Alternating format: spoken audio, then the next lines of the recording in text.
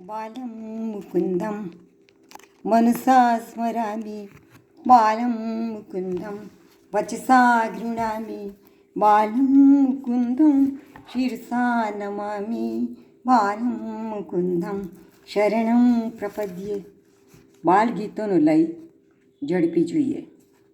અભિનય કરવો ગમે, ઠમકવું ફાવે, એટલા માટે પણ ઝડપી લઈ જોઈએ. મારે મારા બાલ પંખીઓને કલ્પનાની ડાળે હિંચોડવા છે, ગીતનો પતંગ ઉડાડતા કરવા છે, લયનો દોર, અને એ પણ કાચો પોચો નહીં, પણ કાચ પાયેલો પાકો ધીંગો દોર માંજો તેમના હાથમાં આપવો છે. બાળકો સાથે ગાતા ગાતા મને એ વાત સમજાઈ ગઈ છે કે તેમને ધીમા લય ગમતા નથી. હું ઘણીવાર બાલ મંદિરોમાં ગીતો ધીમા લયે ગવાતા સાંભળું છું, ત્યારે બાળકો શુષ્ક અને માંદા થઈને બેઠા હોય એવું લાગે છે.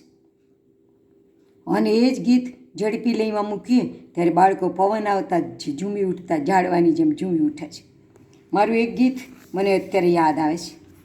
સવાર પડતાં જ પાણીનું ખાબોચિયું ચમકવા માંડે છે. મેં લખ્યું, ખાબોચિયામાં સવાર પડ્યું ભાઈ, ખાબોચિયામાં સવાર પડ્યું ભાઈ, હા હા હા અજબ. એક ભાઈએ તેને ભૈરો રાગમાં ગાયું. સવાર પડવાની વાત આવે છે એટલે મેં કહ્યું, ભાઈ એમ સવાર ન પડે, તમારો ભૈરવ તમારા ખિસ્સામાં રાખો. આટલા ધીમા લયે ગાશો તો તમે સવાર પડવાની વાત કરો છો, પણ બાળકો તે સાંભળીને ઊંઘવા માંડશે.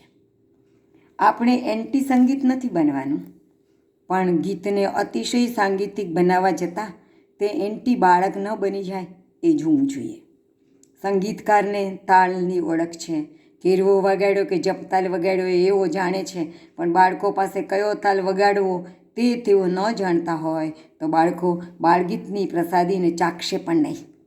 અને એ જ ગીત તાલ ન ઓળખતો હોય એવો મારી જેવો અબૂધજન બાળકોને પસંદ પડે તેવા દ્રુત લયમાં ગાશે તો બાળકો એ પ્રસાદી ચગડવા માંડશે.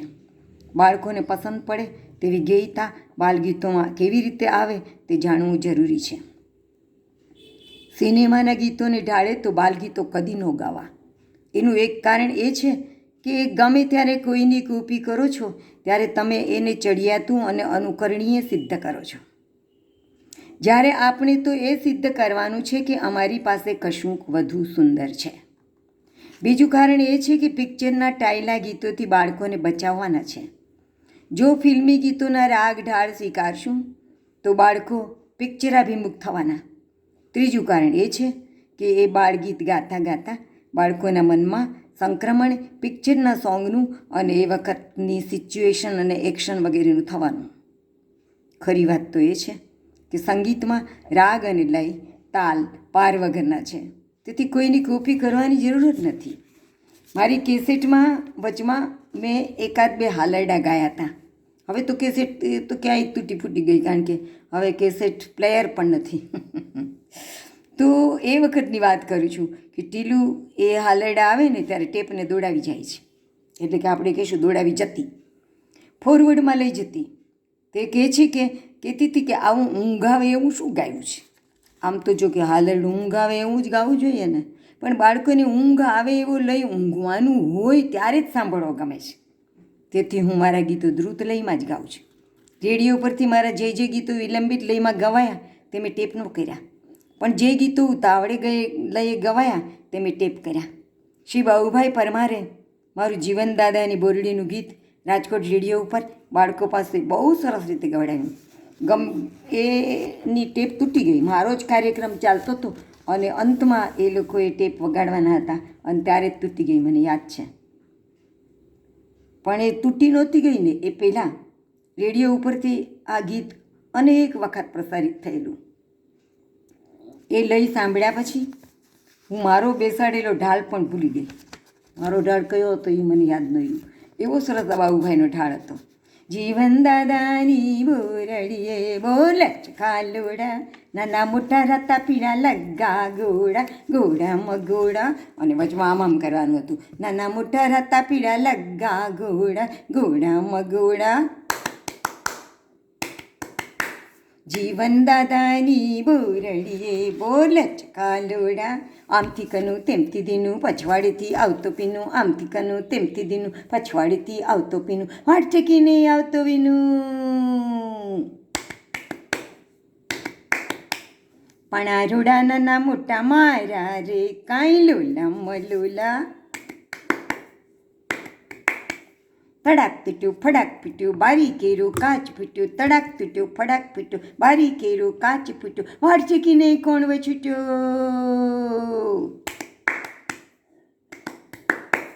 જીવન દાદા લાકડી લેતા આવ્યા રે કાંઈ દોડા મદોડા.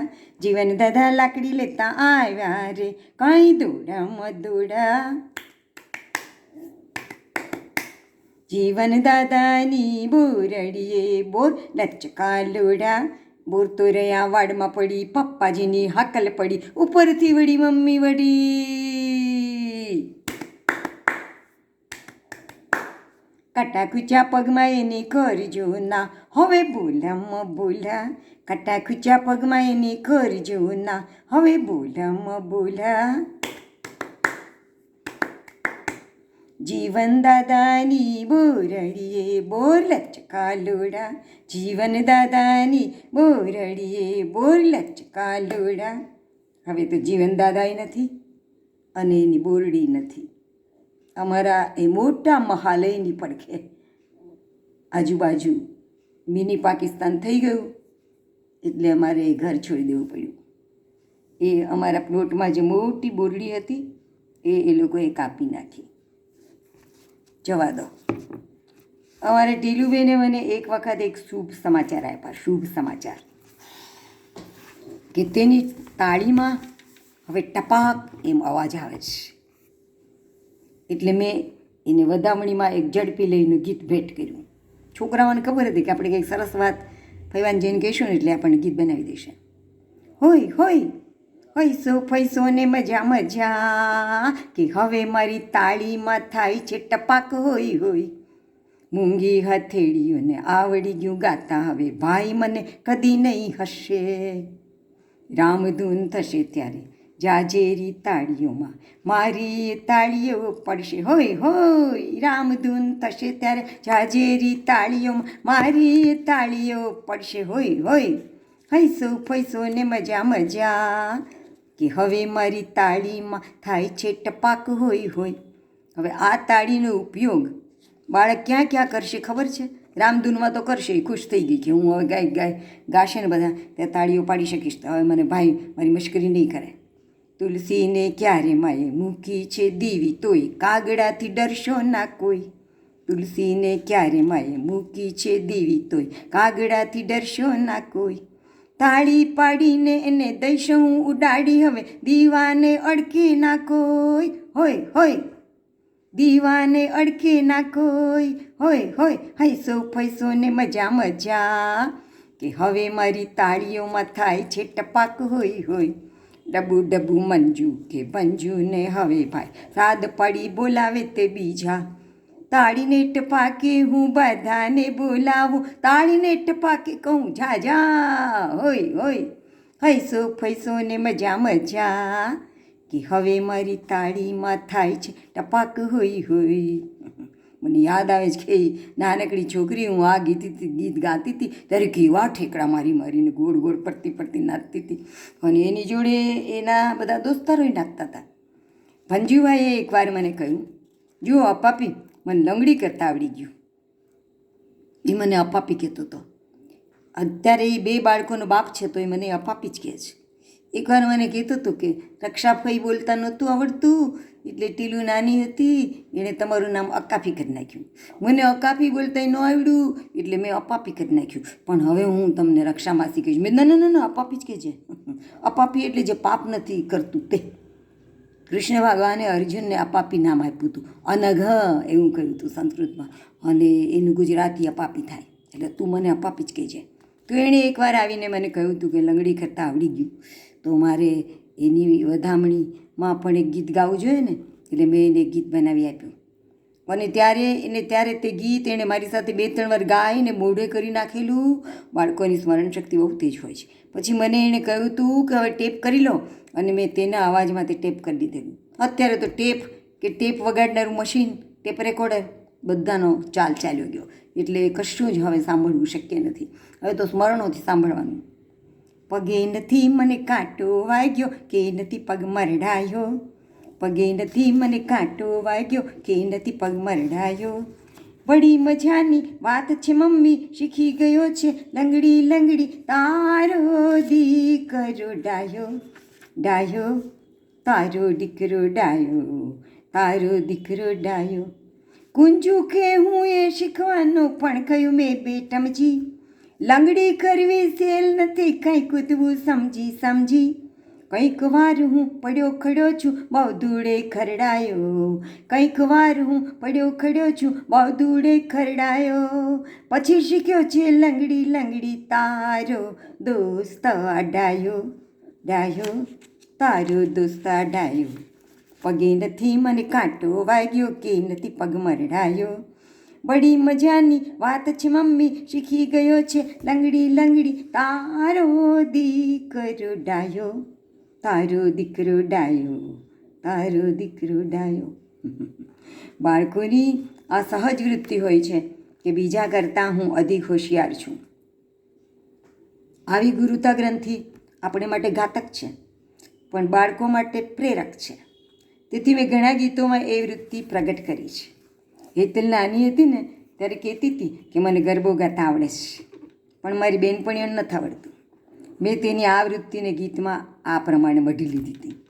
હું તો આમ મારું ઠેસ આમ તાલી કે ગરબો ગાતા મને આવડી ગયું.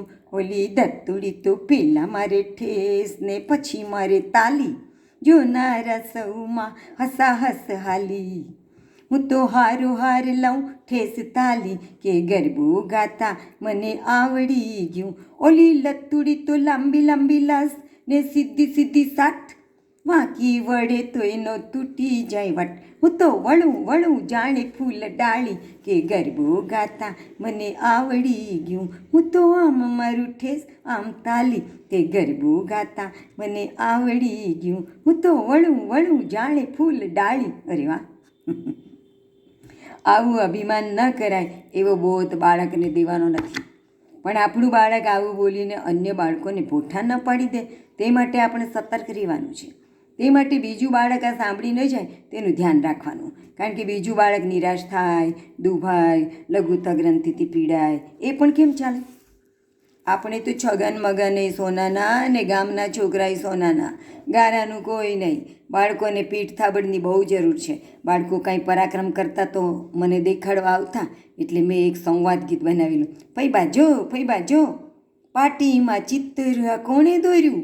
મેં દોર્યું, મેં દોર્યું. વાહ કેદારભાઈ વાહ! ફઈબા જો, ફઈબા જો, તાળામાં ચાવી આ કોણે ખોસી? મેં ખોસી, મેં ખોસી. વાહ ક્ષમીનભાઈ વાહ! એક વાત મેં એ નોંધી છે કે બાળગીત દરમિયાન કશુંક વિશિષ્ટ કાર્ય કરવાનું હોય તો બાળકોને બહુ ગમે છે. જેમ કે બજારમાંથી દાળ ચોખા આવે પછી તેની કાગળની થેલીઓ સાચવી રાખવાનો ચાલ મેં મારા ઘરમાં પડવા દીધો નથી. એને તો ફૂલાવીને ફોડી જ નાખવાની હોય. અમારા બાળકોને મેં શીખવી દીધું છે કે ખાંડ લાવ કે દાળ લાવ કે ચોખા કે ગમે તે, પણ કાગળની કોથળીઓમાં પેક કરે એમ કહેજે. બધું ભરીને ડબ્બે ખાલી મને કોથળી દેજે. હવા ભરીને કરું હું એનો ફટાકડોમાં જોજે. એ એ એ ફટાક. ફટાકડાનું ફટાક સુણી પારેવા ઉડી જશે. ચિંટુ મિન્ટુ દોડ્યા આવી નવાઈ પામી ઉઠશે. ઓ માં કેતી કેતી તેતી કેતી કેતી, ઓ માં કેતી તું તું મમ્મી થઈ જઈશ હક્કા બક્કા. શું થયું પૂછતા ધસમસ ધસમસ ધસમસ દોડી આવશે પપ્પા. એ એ એ ફટાક. તો એ લોકોને ફટાક કરવા મજા આવતી હતી. આ ગીત વારંવાર ગવડાવતા અને ત્યારે ઘણી બધી કોથળીઓ લઈને બેસતા, આમ ફૂલાવીને આમ દબી રાખી હોય, પછી હું ફટાક આવે ને ત્યારે ફોડતા હતા. ગાતા ગાતા જીભની મદદથી ઘોડાના ડાબલા વગાડવા એ લોકોને બહુ ગમતા. તબડક તબડક ઘોડો એનું નામ મજાનું ટોની, પંજુડે બાબરીને ટીલું બાંધે પોની. તબડક તબડક ઘોડો એનું નામ મજાનું ટોની, પંજુ ઓળે બાબરીને ટીલું બાંધે પોની. એવી દરેક પંક્તિ એમ કરતા હતા. તો જવા દો, બાળકોને આવું બધું બહુ ગમે છે. મેં તો કેટલાય બાળગીતો લખ્યા છે, હજી પણ લખ્યા છે. અત્યારે તો મારી પાસે બાળકો નથી, પણ તોય હું બાળગીતો લખું છું. એક ગીત એવું છે કે એનું મુખડું જ વિચિત્ર છે. હા હા હા હી હુ હુ હુ, હા હા હા હી હુ હુ હુ, હા હા હા હા હા હા હી હુ હુ હુ હુ. તું તો દોસ્ત है ઠમકા મારે, તું તો દોસ્ત है ઠમકા મારે, પતંગ ગુલાટો મારે, પણ મારું તો એક જ ટમકે, ઉડ્યો આપે ઊંચે એમ જ હું પણ આગે આગે આગે પૂગું, હા હા હા હી હુ હુ હુ. જો પૂગુની જોડે હુનો પ્રાસ મળ્યો ને. ગીતનો એ નિયમ છે કે મુખડાની પંક્તિમાં જે છેલ્લો શબ્દ હોય એની જોડે અંતરાની પંક્તિઓનો છેલ્લો શબ્દ મળવો જોઈએ. તો હા હા હા હી હુ એની જોડે પૂગું મળ્યું ને, આખું ગીત ગાઉં તો ક્યાંથી પૂરું થાય, આખો વિડીયો ખાલી થઈ જાય. એટલે હવે આપણે નવમો નિયમ જોઈશું, આ બાલકાવ્યોના શાસ્ત્રનો 9મો નિયમ.